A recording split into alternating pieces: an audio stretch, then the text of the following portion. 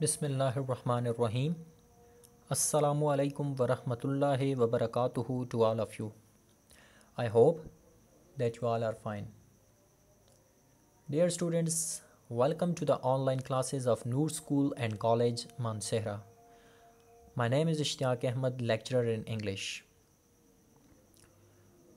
So, in the previous lecture, we have completed our unit number 2. That was Iqbal's Message to Youth by Wahidullah.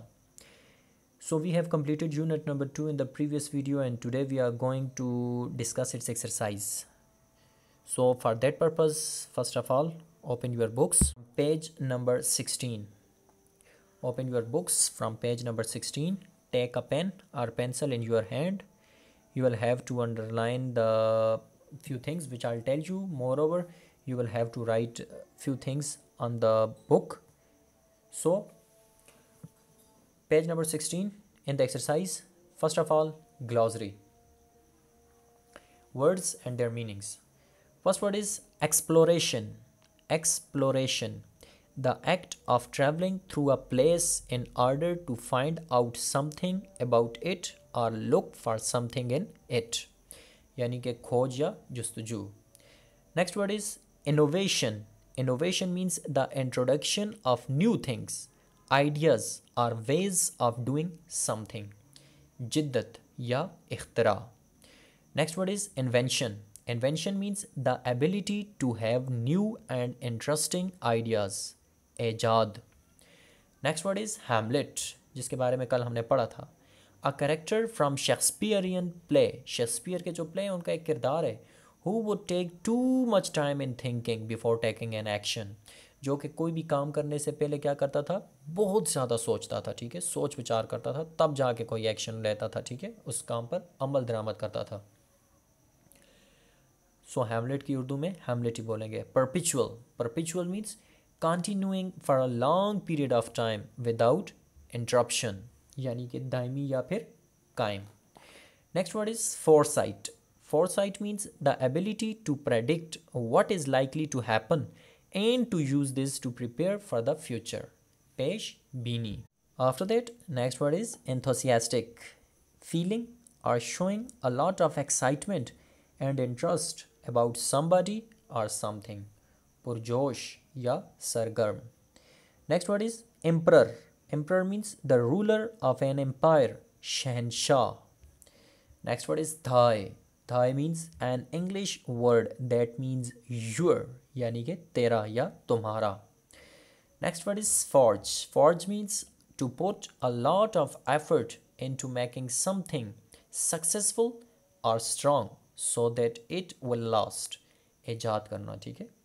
Next word is brilliance. Brilliance means intense brightness of light or exceptional talent or intelligence, यानी कि काबिलियत. Next word is nova. Nova means a star showing a sudden large increase in brightness and then suddenly returning to its original state, यानी कि नया सितारा. Last but not the least word is inspiration. Inspiration means a sudden brilliant or timely idea, रूहानी फैज़ान. अब इन glossary के new words को मैंने पढ़ के आपको तब बताया कि एक तो इनकी प्रोनाउंसिएशन आपको क्लियर हो जाए, ठीक है, कि आप जिस वक्त इनको प्रोनाउंस करेंगे तो प्रोनाउंसिएशन के हिसाब से ये वर्ड आप बिल्कुल ठीक प्रोनाउंस करें, ठीक है. दूसरी बात कि आपको साथ में क्लियर हो जाए कि इनका इंग्लिश मीनिंग क्या है और साथ ही इनकी उर्दू क्या है, तो वो आपने बुक पर ही साथ में उर्दू मीनिंग यकीनन लिख ली होगी. बढ़ते हैं अपने कॉम्प्रिहेंशन क्वेश्चंस की तरफ. और कॉम्प्रिहेंशन में ए है आंसर द फॉलोइंग क्वेश्चंस, के मुख्तलिफ सवालों के जवाब दें. The first question is how is the youth standard bearer of a nation. अब ये क्वेश्चन हमने कल भी डिस्कस किया था, कल नहीं प्रीवियस जो लेक्चर था उसमें भी, क्योंकि ये ब्रेनस्टॉर्मिंग में ऐड था, और जो फर्स्ट वीडियो बनी थी उसमें भी पूछा था क्योंकि ये कॉम्प्रिहेंशन क्वेश्चन था. तो आज थर्ड टाइम इसे हम लोग डिस्कस करेंगे, तो उम्मीद है कि साथ साथ आप याद भी कर रहे होंगे, ठीक है. तो अब आप क्या करें कि आपको जो नोट्स मैंने प्रोवाइड किए थे, आपको स्कूल से दिए गए थे, आप उन नोट्स को ओपन करें और ओपन करके सामने रख लें. How is the youth standard bearer of a nation? Answer. Answer में अब सबसे पहले रेफरेंस, हवाला दिया हुआ है, वो क्या है.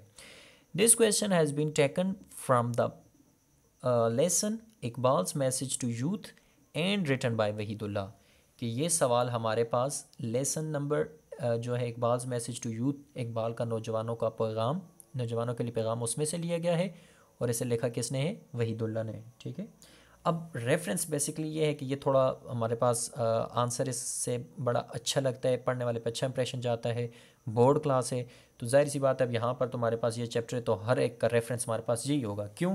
क्योंकि जो हम लोग अभी 5-6 क्वेश्चंस डिस्कस करेंगे उन सब में हमारे पास इसका, चूँकि एक ही चैप्टर में से लिए गए हैं इस वजह से रेफरेंस इन तमाम क्वेश्चंस में सेम होगा, वरना बोर्ड में तो ऑब्वियसली एक चैप्टर में से ज़्यादा एक ही क्वेश्चन आता है तो हर एक में हम रेफरेंस लिखते हैं। उससे ये होता है कि पढ़ने वाला जो कारी होता है या पेपर चेकर वाला एग्जामिनर होता है उस पर अच्छा इंप्रेशन जाता है। ठीक है, तो रेफरेंस के बाद आंसर पे जाते हैं। तो आंसर में हमने पहली हेडिंग दी जी youth a standard bearer. Iqbal consider young generation is the standard bearer of any nation. किसी भी कौम के जो नौजवान होते हैं उनको इकबाल ने क्या किया है? एक स्टैंडर्ड बियरर के तौर पर बयान किया है, समझा है। The creative energy of youth can bring positive change in Nations destiny. नौजवानों की तख्लीकी तवानाई जो होती है वो किसी भी कौम की तकदीर में मुस्बत तब्दीली ला सकती है। If their energy is channelised in proper direction, अगर उनकी इस तवानाई का सही सिमत में लाया जाए, सही सिमत में इस्तेमाल किया जाए, इट कैन ब्रिंग सी change in the social, political and economic fabric of the nation. तो ये वो कौम की समाजी, इक्तिसादी और समाजी, सियासी और इक्तिसादी पहलुओं में क्या कर सकते हैं? बहुत बड़ी तब्दीली ला सकते हैं। Keeping this view in mind, इस नुक्ता नज़र को अपने जहन में रखते हुए Iqbal focused on the creative energy of the youth in his poetry. Iqbal ने अपनी शायरी में नौजवानों की क्रिएटिव तख्लीकी जो तवानाई है उस पर बहुत ज़्यादा अपनी तवज्जो मरकूज़ की। Number 2, according to Iqbal how can the youth change themselves. Iqbal के नज़दीक नौजवान अपने आप में कैसे तब्दीली ला सकते हैं? रेफरेंस सेम है। This question has been taken from the lesson Iqbal's message to youth and written by Wahidullah. उसके बाद यूथ अ स्टैंडर्ड बियरर, या हमारे पास यहाँ पर इसकी हेडिंग कुछ और भी बन सकती है। ठीक है, जो हमें फिट लगे हम वो भी बना सकते हैं। Iqbal wants youth to be dynamic. According to him youth must have the qualities of shaheen, कि इकबाल चाहते हैं कि नौजवान में क्या होनी चाहिए? शाहीन की खसूसियात होनी चाहिए। He should be an explorer an adventurer and seer, उसे नई चीज़ों को दरियाफ्त करने वाला, नई राहें तलाश करने वाला और एक बसीरत वाला या रोशन ज़मीर होना चाहिए। Iqbal wants to see the spirit of khudi and ishq in the personality of youth. Iqbal नौजवानों की शख्सियत में खुदी और इश्क का जज्बा देखना चाहते हैं। The spirit of khudi helps him to lead the world in his own direction. खुदी का जज्बा उसकी मदद करता है कि वो दुनिया को अपनी सिमत में चला सके या अपनी सिमत में उसकी रहनुमाई कर सके। And the spirit of ishq compels him, और इश्क का जज्बा उसे मजबूर करता है to go beyond the stars, कि वो उन सितारों से आगे बढ़े, that he has discovered already, जो कि वो पहले ही दरियाफ्त कर चुका है। Young generation having these two qualities can bring positive changes in their personality.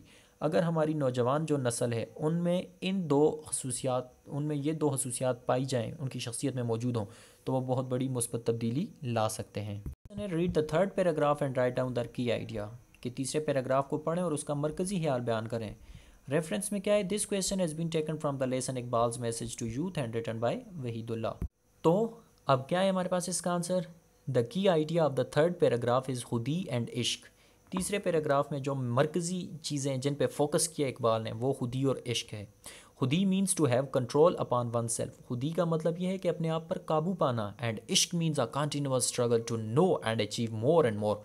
और इश्क का जज्बा ऐसा है जो कि एक क्या होता है? कंटिन्यूअस स्ट्रगल, यानी कि लगातार कोशिश, जद्दोजहद होती है।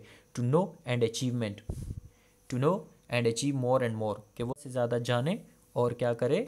हासिल करे। चौथा सवाल, what is the main idea of the lesson. जो हमने सबक पूरा पढ़ा इसका मरकज़ी ख्याल क्या है? Reference, this question has been taken from the lesson Iqbal's message to youth and written by Wahidullah. अब इसका मेन आइडिया क्या है? तो मेन आइडिया की हेडिंग होके the main idea of the lesson is that, सबक का असल मौजू ये है, मरकज़ी ख्याल ये है, youth was the main focus of Iqbal. Youth Iqbal के तवज्जो का मरकज़ थे। He declares youth a symbol of hope and future of the nation. वो नौजवानों को कौम की उम्मीद की निशानी और मुस्तकबिल समझते हैं। ठीक है, if youth generation is ready to contribute to the progress and prosperity of the nation or उम्मा, कि अगर जो नौजवान नस्ल है वो कौम की खुशहाली और तरक्की में अपना हिस्सा देने के लिए तैयार हों, अपना किरदार अदा करने के लिए तैयार हों. The day is not far off, तो वो दिन ज़्यादा दूर नहीं. When the whole Muslim community will rise as mighty power, जब मुसलमानों की जो एक पूरा मुआशरा है, ठीक है, वो क्या हो, एक अजीम ताकत बनकर उभरेंगे. Which no nation of the world will be able to subdue, जिसको दुनिया की कोई भी कौम ज़ेर नहीं कर सकेगी, शिकस्त नहीं दे सकेगी. पांचवा सवाल है जी हमारे पास, question number 5. According to Iqbal, the youth shouldn't confine to material achievement, कि इकबाल के नज़दीक जो हमारी नौजवान नस्ल है उन्हें सिर्फ माली जो हसूल हो उन तक ही महदूद नहीं होना चाहिए. Express your view on this statement, उनकी ये जो स्टेटमेंट है, बयान है, इस पर आप अपनी इजहार करें, राय दें.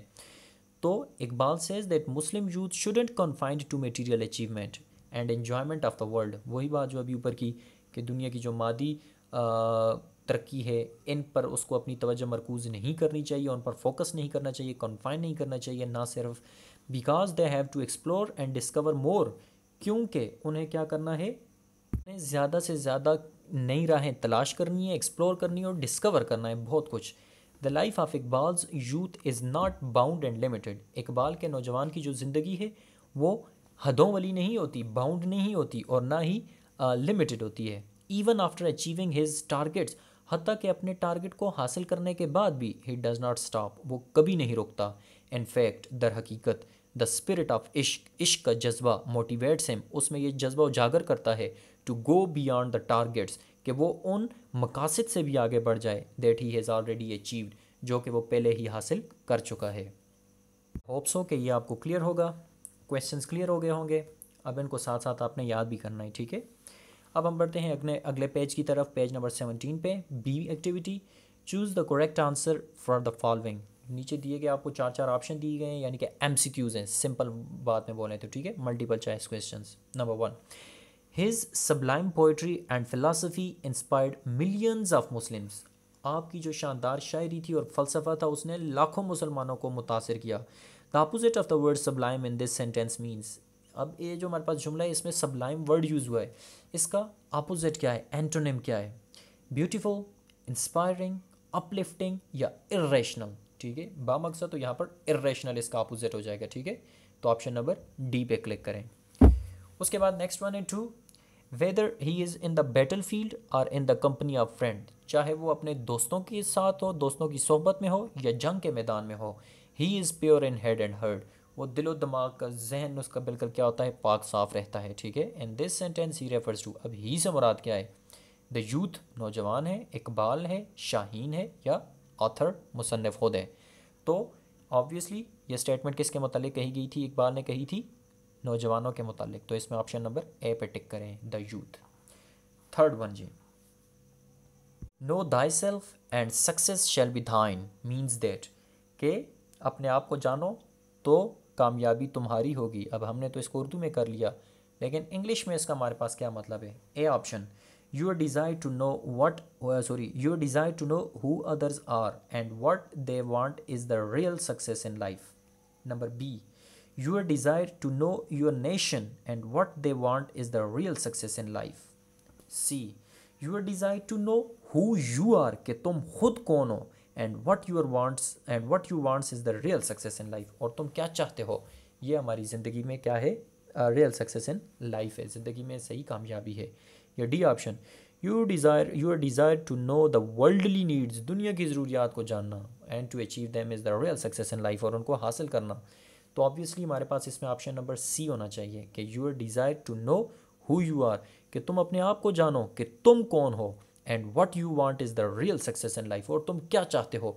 जब तुम ये जान लोगे तुम क्या चाहते हो, तो ये हमारे पास ज़िंदगी की क्या होगी, एक हकीकी कामयाबी होगी. ऑप्शन सी पे क्लिक करना है. इसके बाद फोर्थ MCQs पे जाते हैं. The youth of Iqbal is not a thinking Hamlet but a man of action. Iqbal का जो नौजवान है वो सोचने वाला हैमलेट नहीं है, बल्कि बाअमल इंसान है. In this sentence Hamlet symbolises a person who dash. अब इस जुमले में हैमलेट का मतलब क्या है, हैमलेट को किस के तौर पर बयान किया गया है, कि वो कैसा शख्स होता है. Who is taking prompt action, फ़ौरन अमल करता है, किसी भी एक्शन लेता है मुस्तैदी से, प्रॉम्प्ट क्विकली होता है, ठीक है, मुस्तैदी से। इज़ टॉकिंग टू मच, जो बहुत ज़्यादा बोलता है, या इज़ टेकिंग क्विक डिसीजन, फौरी तौर पर फैसला लेता है, या is taking too much time in making decision, जो कि फ़ैसला लेने में बहुत ज़्यादा सोचता है। तो इसमें ऑप्शन नंबर डी होनी चाहिए कि is taking too much time in making decision. इसके बाद बढ़ते हैं जी क्वेश्चन नंबर सी की तरफ। Use the following words in sentences of your own. आपने क्या करना है, इन वर्ड्स का बोल रहा है कि अपने जुमलों में ख़ुद इस्तेमाल करना है। अब वो वर्ड्स कौन से हैं? Nation, battlefield, determination, symbol, motive, confined, direction और गोल्स। ये हमारे पास कुछ वर्ड्स हैं जिनको आपने क्या करना है, अपने सेंटेंसेस में इस्तेमाल करना है। ये हमारे पास नोट्स में भी मौजूद होंगे ऑलरेडी, आई थिंक सो के इनके सेंटेंसेस बने हुए हैं, लेकिन आपने वो नोट्स वाला कॉपी नहीं करना है, ठीक है। आपका आज का होमवर्क भी यही है, होमवर्क भी साथ में सुन लें कि होमवर्क आपका ये है कि ये जो क्वेश्चन नंबर सी है, इसको आपने 2 4 6 8 वर्ड्स हैं, इन 8 वर्ड्स को आपने डिक्शनरी में सबसे पहले सर्च करना है। डिक्शनरी का यूजेज मैंने आपको सिखाया हुआ है, 8 से 9th में गए तो ऑब्वियसली मैंने आपको सिखाया हुआ है कि कैसे डिक्शनरी का यूज़ होता है। वरना आप मेरे इसी चैनल पे एक मैंने वीडियो अपलोड की थी 6th क्लास के लिए डिक्शनरी के यूजेज के बारे में, तो वो भी आप देख सकते हैं।